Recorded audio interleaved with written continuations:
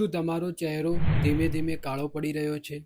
તમારા ચહેરા પર પિગમેન્ટેશન વધારે આવી રહ્યા છે અથવા તમારા ચહેરા પર ડાર્ક સ્પોટ વધારે આવી રહ્યા છે?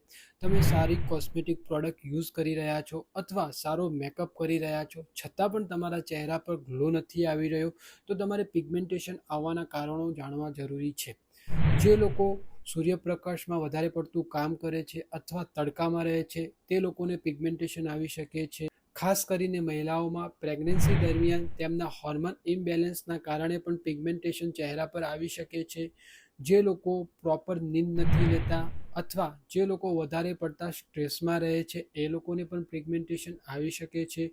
જે લોકો વધારે પડતી કોસ્મેટિક પ્રોડક્ટ અથવા કેમિકલ યુક્ત પ્રોડક્ટ યુઝ કરી રહ્યા છે એ લોકોને પણ પિગમેન્ટેશન થઈ શકે છે. જે લોકોને સ્કિન ઇન્જરી અથવા ખીલના કારણે ડાઘા પડે છે જેના કારણે પણ પિગમેન્ટેશન આવી શકે છે. જો તમે અમારું હોમિયોપેથિક પિગમેન્ટેશન સિરમ યુઝ કરો છો, સાથે સાથે તમે આ બાબતોનું પણ ધ્યાન રાખો છો, તો તમારા ચહેરા પરના પિગમેન્ટેશન જલ્દીથી દૂર થઈ જશે, ડાર્ક સ્પોટ જલ્દીથી દૂર થઈ શકશે. અને જો તમારે વધારે માહિતી જોઈતી હોય તો તમે મને DM અથવા વોટ્સઅપ પણ કરી શકો છો. Thank you.